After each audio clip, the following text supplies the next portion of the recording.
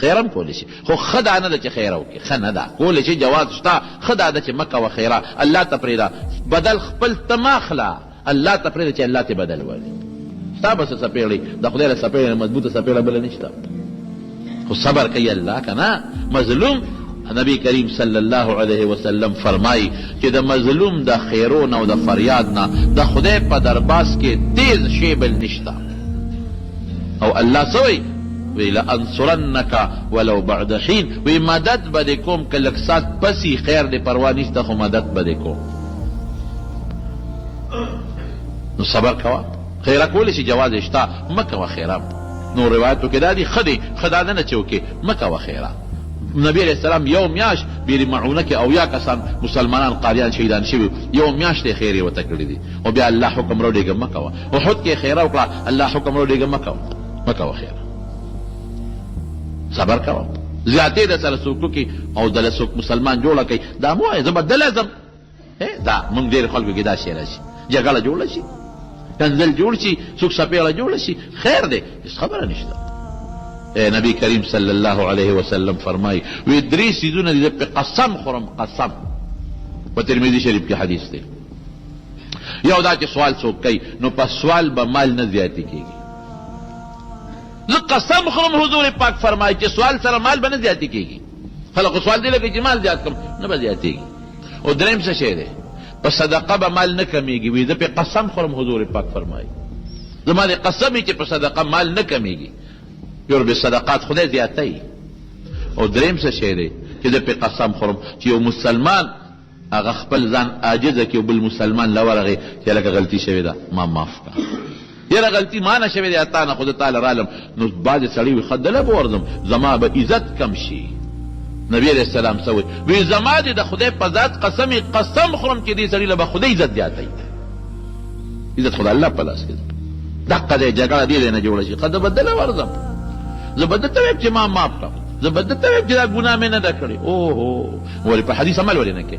مسلمان خو دې په حدیث عمل وکړي، ورشه واله خیر دی، الله بیا دې نه خفی که نه، تا ته ستا متعلق به هغه ته څه شی رسېدلي که نه، نو په دې به خفی که نه، نو ورشه ولې سجل کېږي. حضور پاک و عزت ته خدای لاس کې دی، قسم خورم چې دله به خدای عزت ورکړي. نو زما وروڼو صبر دا بهترینه توښه ده.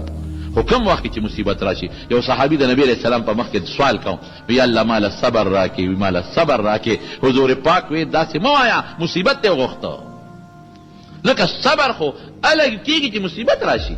نو چې ته د اوس نه ورته سوال کې مصیبت نه دی راغلی او خدای ماله صبر راکې صبر راکې، دا مطلب شو چې مصیبت راوله چې زه پرې صبر وکړم. نه داسې مه وایه چې مصیبت راشي بیا صبر کوه، بیا سوال وکړه خدای په دې مصیبت صبر راکې، او چې مصیبت نه راغلی نو د خدای نه څو غواړه؟ العافیه، سلو الله العافیه، خدایه ما د مصیبت نه وساته. عافیت بهترین شی دی، مصیبت نه مې وساته، ګناه نه مې وساته، عذاب نه مې وساته. داسې دعا کوه چې راشي بیا صبر کوه. نو درې قسمه صبر شو، یو په نیکو په عباداتو استقامت، دویم د ګناه نه لږ ټینګول دام صبر دی، او دریم قسم صبر دا د مصیبت او تکلیف په وخت کې. یو مقام کې نبی کریم صلی الله علیه وسلم نه یو سړی راغی، حضور پاک د غنیمت مال ویشه د خپل حکمت مطابق.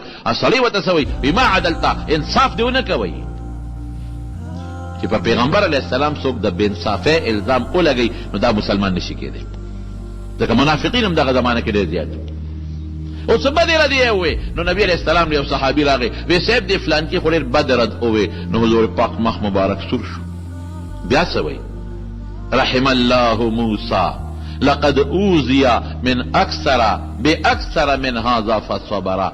الله دې په موسی علیه السلام رحم وکړي، د دې زمانه زیات تکلیف هغه ته رسېدلی او صبر یې کړی، زه به هم صبر وکړم.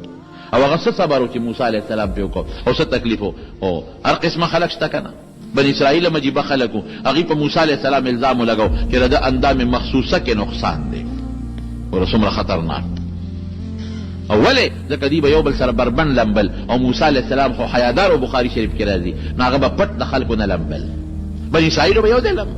یاره وی دا دی چې موږ سره یو ځای نه لمبي او د خپل عورت رانه پټوي، نو د ده په عورت کې نقصان دی. خدرا د ته نشم ویلی، لږه بده خبره د عورت کې د اندامونو کې بیماری ده او نقصان دی. وګوره چې په خپل پیغمبر الزام او دونه خطرناک الزام، سپک الزام، الله د هغه براءت کو. اوس په څه کې دی خلکو سره؟ او دا د طالبانو ته ویم دا په حقیقت کې بعض منافقین و ظالمانو، ځکه پیغمبر خدای د هر قسم عیب نه پاک پیدا کوي. پیغمبر کې ظاهري عیب هم نه او باطني عیب هم نه. نو دا یو ګونه بل خبرې ته اشاره وه چې ده کې ظاهري عیب دی، دا څنګه پیغمبر کې دی شي؟ اندام کې فرق دی، موږ نه اندام ځکه پټوي یو ځای را سره بربنډ لامبي چې دا ده کې عیب دی او پیغمبر ظاهري عیب والا نشي کېدی. دا یو بل اشاره وه. الله څه چل وکړو؟ یو ځل یې لمبل او ځان له دی څوک نو جامې را واخېستې په یو کاڼي کېښودې او دی لامبي. او چې څنګه یې ولمبل نو جامو ته کاڼي ته منډه کړې، کاڼې رغړې منډه وي او جامې پې د پاسه پرتې دي. اوهو موسی علیه السلام غصه ناکه مو زر زر ورپسې راغی چې خدای دا کاڼي چې تا کلي ته لاړ چې ده به بربنډ دلته ناست دی. صوبي یا حجر صوبي یا حجر صوبي، ای کاڼي جامې مې راکا.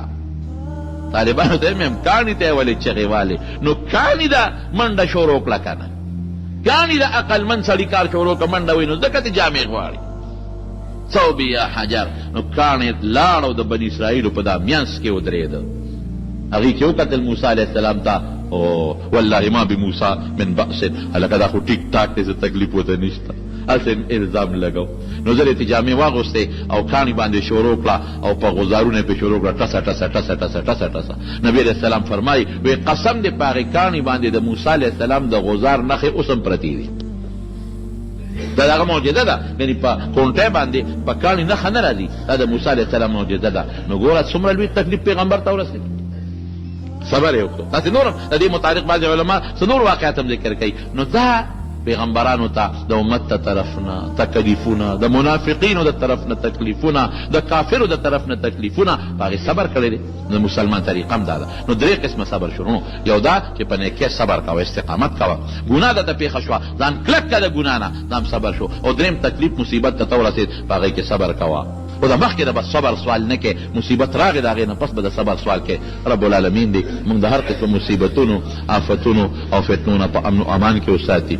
او چاته څه مصیبتونه، مشکلات په مال کې، په بدن کې، په اولاد کې راغلي وي، الله تعالی په هغې صبر ورکړي او موږ د هر قسم د دنیا او د آخر د فتنو نه په امن و امان کې وساتي. زموږ